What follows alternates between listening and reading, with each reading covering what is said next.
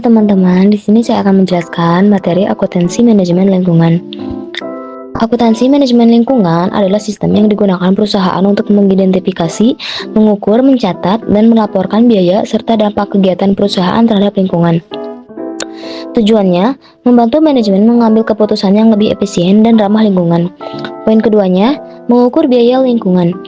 Biaya lingkungan adalah biaya yang timbul akibat aktivitas perusahaan yang memengaruhi lingkungan.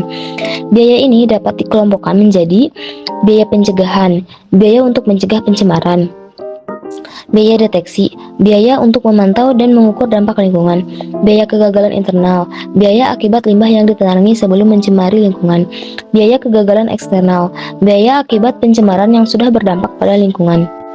Poin yang ketiga yaitu membebankan biaya lingkungan. Biaya lingkungan harus dialokasikan kepada produk atau aktivitas yang menyebabkan biaya tersebut. Dengan demikian, perusahaan dapat mengetahui biaya sebenarnya dari setiap produk dan mengambil keputusan yang lebih tepat. Selanjutnya ada penilaian biaya siklus hidup atau life cycle.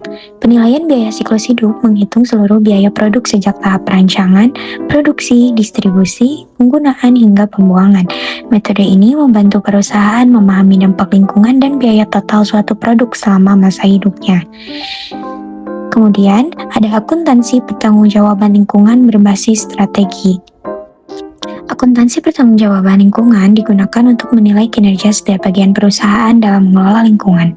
Pengukuran dilakukan melalui indikator kinerja lingkungan, sehingga perusahaan dapat mencapai tujuan strategis sekaligus menjaga kelestarian lingkungan. Dari materi tersebut dapat disimpulkan bahwa akuntansi manajemen lingkungan membantu perusahaan mengelola biaya dan dampak lingkungan secara efektif.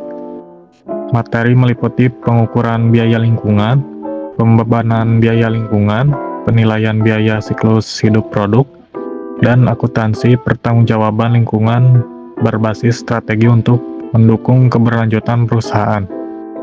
Demikian penjelasan dari kelompok kami. Mohon maaf bila ada kesalahan. Wassalamualaikum warahmatullahi wabarakatuh.